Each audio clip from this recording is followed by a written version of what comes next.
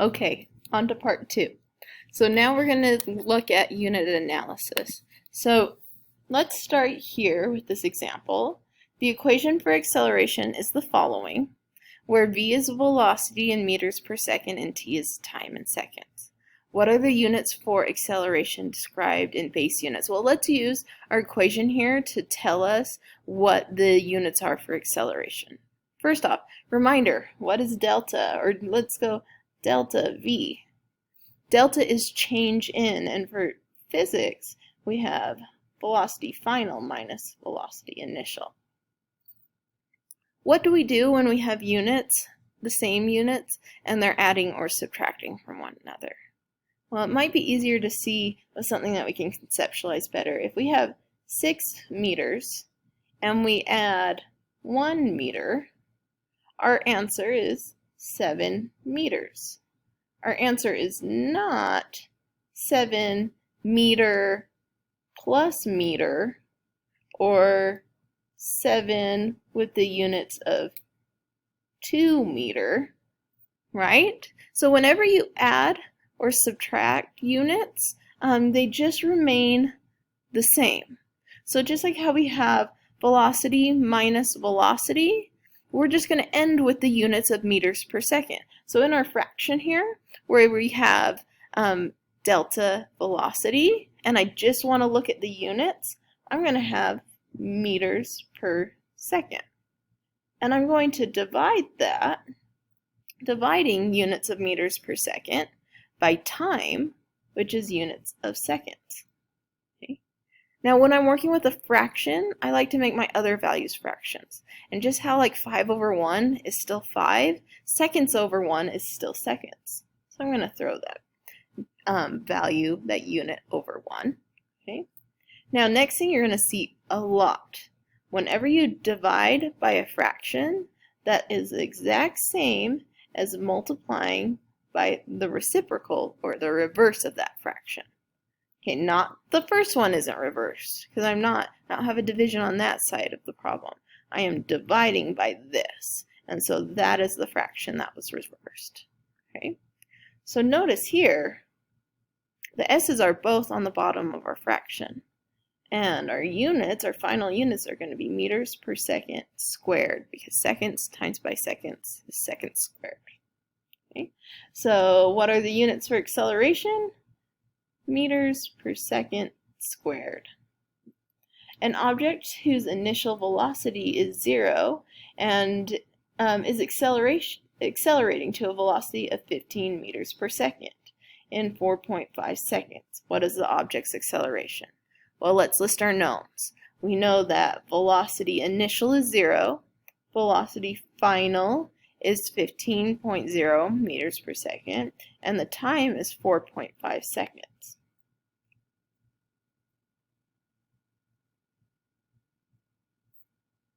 Okay.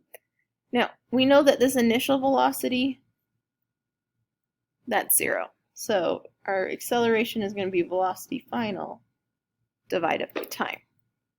Velocity final is 15 meters per second, and we're going to divide that by 4.5 seconds. Okay, and so we will run those numbers and you'll see that we have 3.3, but what are the units? Well, this is acceleration, and we already did a unit analysis here, so we know we are ending with meters per second squared.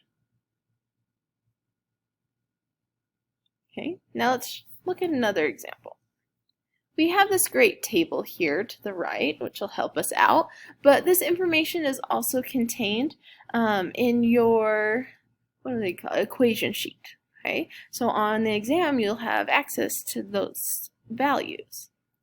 What we want to know is if we take some variable in joules and we divide that by some variable of velocity, what are going to be my final units? What the answer here, what is its final units going to be? Well, what's a joule? Let's look there first. We see that when we have energy, energy is measured in joules, and a joule is equal to a Newton meter. Okay, so I'm just going to focus on joules first. Then I'll come back and divide by velocity. So a joule is equal to a newton times by a meter. Okay, that's somewhat helpful. I know what a meter is, but I'm not sure what a newton is. So let's go back to our table. And we see that force is equal to a newton. And a newton is a kilogram meter per second squared. So our newton is a kilogram meter divided by seconds squared. And I'm going to multiply this newton by meters. Okay. Again, we can put it over 1 if it's easier to see what's on the top of the fraction and what's on the bottom. So our joule, our newton meter, is going to equal kilogram meter squared, because we have meter times by meter, okay, divided by seconds squared. All right, wonderful. Now we know what a joule is in a context that we understand. Let's now divide this value. So we're going to look at that separately. Now let's take this joule and let's divide that by velocity, and velocity is meters per second. So meters per second, we're dividing by a fraction again. So whenever we divide by a fraction, that's the same as multiplying by the reciprocal.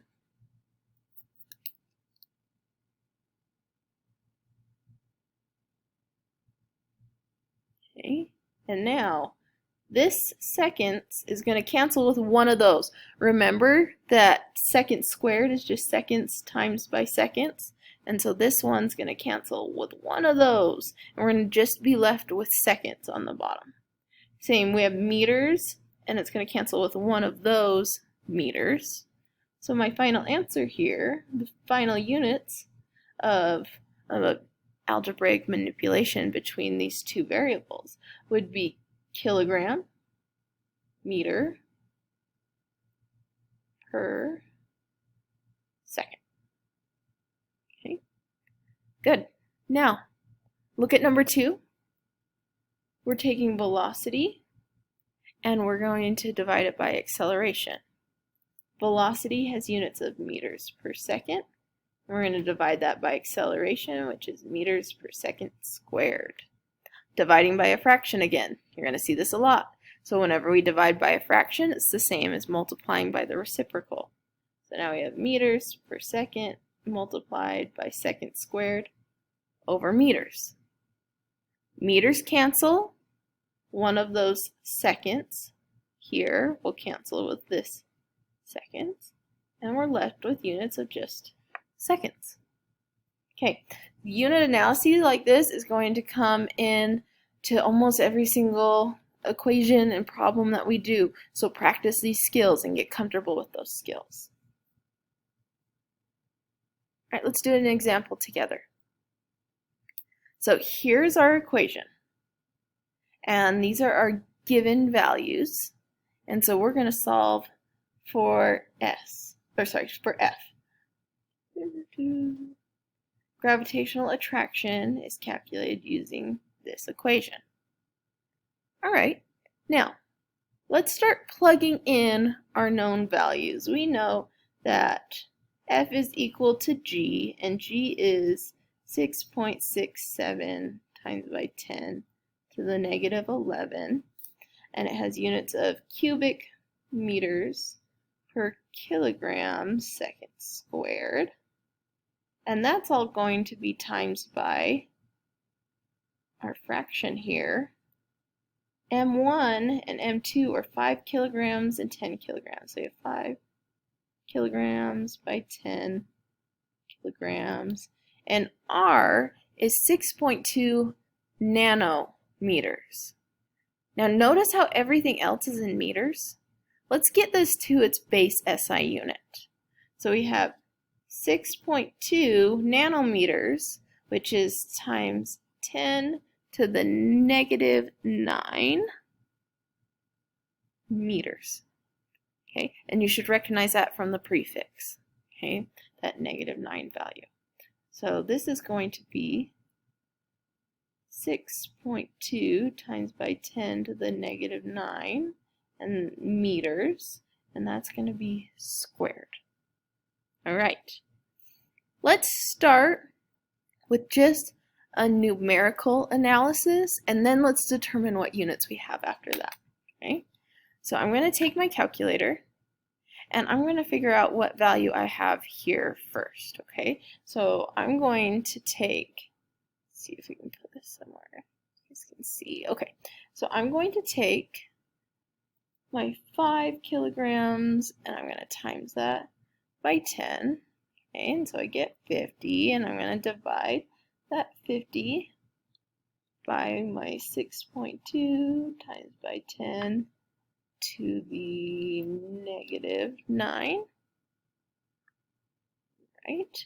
See what we have there. Okay, so that's the value that is this representation. Now we're going to multiply that by this. So we're going to take this number, and we are going to times that number by 6. Oh, do you know what? We did not do the squared. Can't forget about that. So let's go back up here. Let's add that in. So we want to take what's here on the bottom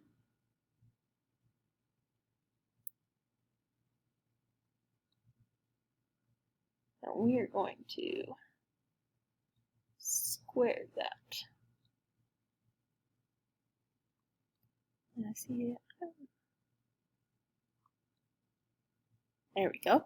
So 50 now divided by that squared. Okay, so here's our number, and again that's this expression right here. Now let's multiply that by the 6.6. So we're going to times that by 6.67 times by 10 to the negative 11. Okay, confirming that. And we get a final answer here of F is equal to 8.67586 times by 10 to the 7th. Let's look at sig figs, see what we have here. We have 3 sig figs, we have 2 sig figs, we have 1 sig fig, and 1 sig fig. So our answer can only have one significant figure. Because they're all multiplying and dividing, there was no addition or subtraction. Okay, so we have 8, and then 6 after that would round that up. So it'd be 9 times by 10 to the 7th.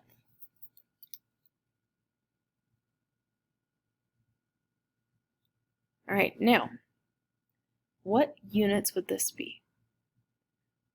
Well, here we have a kilogram times by a kilogram.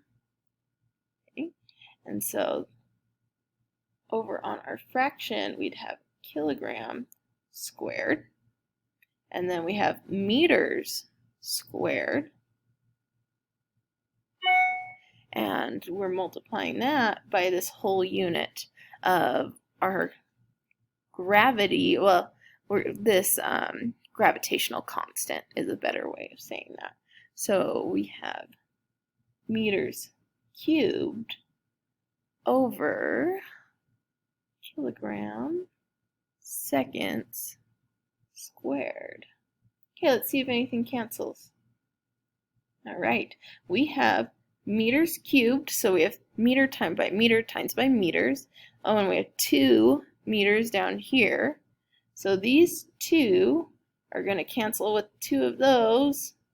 Okay, so we're left with just 1 meter. And then we have 1 kilogram, and then we have kilograms squared there, so that's going to cancel with one of those, and we're left with just kilograms. And so our final answer is in meters kilogram per second squared. Oh, that sounds familiar. Let's look back here. A newton is a kilogram meter per second squared. And that's the exact same thing we have down here. And so it all equal a newton.